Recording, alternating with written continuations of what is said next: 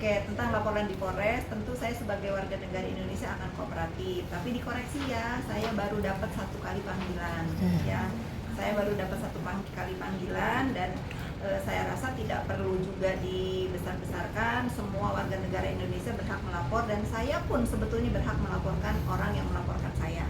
Itu ya, karena kalau saya merasa lebih pantas saya yang melaporkan dia daripada dia yang melaporkan saya.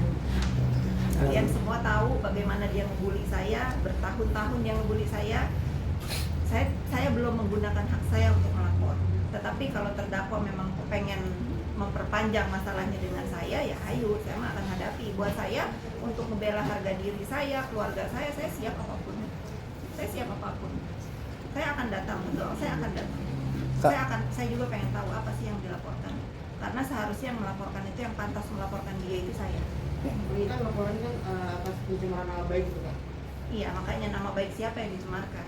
Apakah nama yang melaporkan ini juga sudah baik namanya? Buktinya kan dia jadi terdakwa di sana. Iya kan? Nama baik siapa? Saya bertanya, nama baik siapa yang saya cemarkan? Kalau terdakwa merasa nama dia baik, kenapa dia jadi terdakwa sekarang? Gitu. Ya. Dan yang harus melaporkan itu bukan dia, saya yang berhak melaporkan sebetulnya, karena dialah yang mendoxing saya, membuli saya sehingga saya ini seperti sekarang. Selalu meng-counter apapun yang dia fitnahkan terhadap diri saya akan lawan. Dan saya, selama dia masih berbuat onar, saya melihat bagaimana terlukanya hati anak saya, korban bullying dia ini harus ke psikiater, harus ke psikolog. Saya siap membalas dan saya siap selalu bertaruh dengan dia seumur hidup saya kalau dia nggak berubah. Apalagi laporan katanya dilaporkan pada Februari ya? Bulan Februari, nah ini cukup lama nih bulan Februari. Ya jangan tanya ke saya, tanya saja ke pihak berwajib dong. Saya belum pernah dapat 2 kali panggilan, saya baru dapat 1 kali panggilan, ya, dan saya akan datang. Nggak usah menayangkan panggilan kedua, saya akan datang. Tapi kenapa dari polisi mampir ada panggilan kedua gitu? Jangan tanya ke saya dong. Ya mungkin dugaan saya kan pindah alamat. Mungkin yang pertama nggak nyampe karena kan yang harus diakui itu yang saya terima. Saya kan pindah rumah, mungkin waktu itu ngirimnya ke rumah yang pertama, jadi saya nggak terima. Gitu ya. Ini bukan masalah yang penting untuk kita bahas terus ya, karena pertama nama baik siapa yang dirusak ya. Kalau dia namanya baik, dia tidak jadi terdakwa. Yang harus berhak ngelapor itu saya, karena saya yang selalu didoxing sama dia, dikatain penipu, dikatain apa lagi tuh, dikatain udah macam-macam lah. Udah saking malesnya saya bilang, ya mungkin dengan kalau saya yang melaporkan, mungkin kata Tuhan, udahlah Fitri, ini bukan balasan yang setimpal untuk kamu melaporkan dia. Mungkin Tuhan memberikan cobaan sekarang dengan pasal pemerasan, dengan TPPU ini mungkin yang adil, kata Tuhan, untuk ulah-ulah dia selama ini di dunia maya. Dan berapa banyak orang yang tersakiti oleh ucapan dia, berapa banyak orang yang menangis karena ucapan dia. Saya nggak tahu doa mana yang didengar, akhirnya dia duduk di kursi terdakwa sebagai sakitan. Dalam tuduhannya apa? Bukan ITE. Pencemaran nama baik mah ya sudahlah, mungkin nggak berimbang buat menjerat dia, yang memang harus pasal pemerasan dan TPPU ini. Jadi kita fokus aja kepada materi persidangan ini, karena jangan sampai digiring-giring opini. Betul kata Kodensu kemarin, nggak fair rasanya buat penegak hukum. Kita memakai hukum yang mana? Kita harus percaya kepada siapa? Kalau semua masalah itu selalu digiring bahwa penegak hukum ini bisa disogok gitu, rasanya kan nggak fair juga untuk penegak hukum yang masih banyak kok yang jujur di Indonesia ini. Jadi kita jangan membiarkan, jangan menormalisasi juga apa-apa itu. Kalau misalnya tidak sesuai dengan harapan yang tidak puas, selalu dikirimnya itu penyuapan, sogok, itu enggak lah. Saya yakin para penegak hukum, majelis hakim yang terhormat, ibu jaksa juga yang pada hebat ini tegak lurus, dan saya yakin sekali tidak ada permainan-permainan yang dituduhkan oleh saudara terdakwa ini, karena mengingat yang sedang ditangani ini kasusnya, walaupun kasusnya kecil tetapi sangat menggelegar di Indonesia. Saya rasa nggak mungkin. Tapi kalau menurut Kak Fitri sendiri, selama pidana pemerasan TPPU ya Kak. Tapi dari pihak terdakwa tuh selalu menggiringnya ke soal skincare again. Itu yang dikatakan sama Bang Paris, Pak Hotman Paris. Kenapa harus bukan pokok masalahnya yang dibahas? Kenapa harus produk? Karena ini bukan tentang produk, sayang. Produk itu urusannya ke BPOM ya.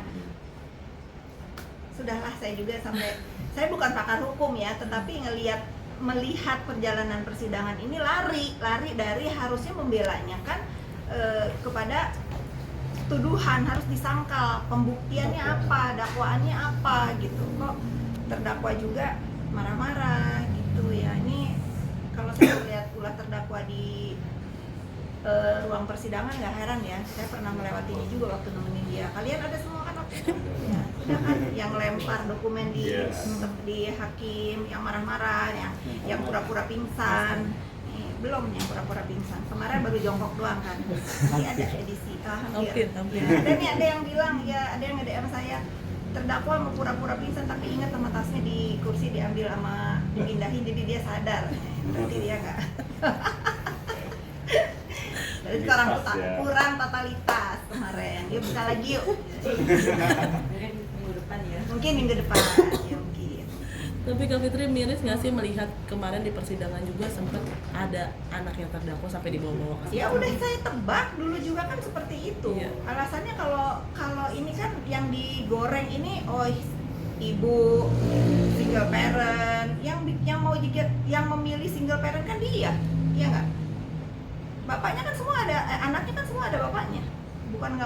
Bukan tidak mau bertanggung jawab loh bapaknya ini, karena saya tahu banget karena akses yang tidak diberikan menurut informasi seperti itu, dan saya rasa memang iya. Jadi kalau misalnya kalian ini netizen ya, dia single parent, kalian tuh harus berimbang. Bagaimana Dokter Reza Gladys itu yang anaknya itu banyak, yang didoksi, yang dibully, yang terus diancam, yang terus ya sudahlah gitu. Jadi kita harus fair ya. Tapi Dokter Reza sendiri kalau nggak salah nonton aku di Kodensu, dia bilang sempat insecure juga nggak sih karena pembuliannya ya? Gitu sampai sekarang. Sampai sekarang dia. Nah itu ya, maksudnya luka hati orang yang dibully itu kita tuh nggak tahu sembuhnya itu bisa kapan. Makanya saya kan selalu bersuara stop bullying, karena itu terjadi di keluarga saya, di anak-anak saya. Nah, sekarang alhamdulillah anak saya sudah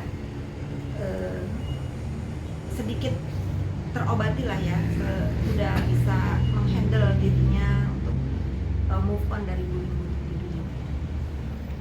Kak, izin Kak, ini mungkin ada chat kakak yang tersebar itu tanggapannya gimana sih Kak? 1.000.000% itu bukan chattingan saya. Okay. Ya, 1.000.000%, bukan lagi 100%. Saya tidak pernah senora itu. Kalau saya nggak, bahasa itu terlalu alay buat saya. Saya itu nggak gitu. Cara saya ngetik, cara nulis itu ya udahlah, ini menurut saya mungkin karena frustasi untuk kubu terdakwa ini membuat mendoxing. Saya juga heran kenapa harus saya gitu. Semenakutkan itukah saya buat dia?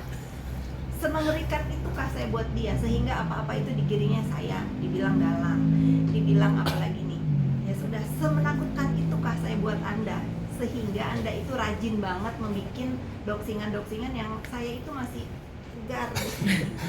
Nggak mungkin, saya nggak mungkin tumbang dengan doxingan. Kalian kan sudah tahu, saya dibilang penipu. Mana korban penipuan yang pernah saya lakukan? Satu, sini datang ke rumah saya. Kalian kan sudah ke rumah saya semua, datang bawa ke rumah saya. Hari ini ada lagi katanya, saya bisnis kayu. Jangankan saya mau menebang pohon ya, ya. Jangankan menebang pohon ya, rumput aja kalau bisa nggak saya tebang, nggak saya cabut, karena itu saya sangat mencintai lingkungan. Di dalam rumah saya aja ada pohon, gimana saya harus bisnis illegal logging atau apa itu? Saya nggak, frustasi. Saya rasa ini terdakwa ini frustasi. Udah judul sudah itu berita yang paling menggelikan buat saya ya. Makanya saya tuh selalu males tanggepin. Kalau memang suami saya terlibat judul, udah dia duluan yang ditangkap di Republik ini ya. Itu aja. Nah, apalagi tuduhannya Markus. Ada nggak orang korban yang saya Markusin datang ke, pokoknya segala tuduhan dia itu segala tuduhan dia itu yang banyak itu tidak ada satupun yang bisa dia buktikan dalam dalam doksingan dia itu terhadap diri saya. Makanya saya ketawa kalau saking saya udah speechless yang lihat terdakwa ini sangat frustasi, ada aja yang dicari. Tapi akhirnya apa? Akhirnya dia kan pasti kesel kalau saya balas dengan ledekan-ledekan. Karena saya udah nggak bisa diam lagi kalau di doxing. Saya harus mirroring. Buat apa? Buat dia belajar. Kalau kamu bisa nyubit orang, ya kamu harus mau dicubit. Gitu. Gitu loh.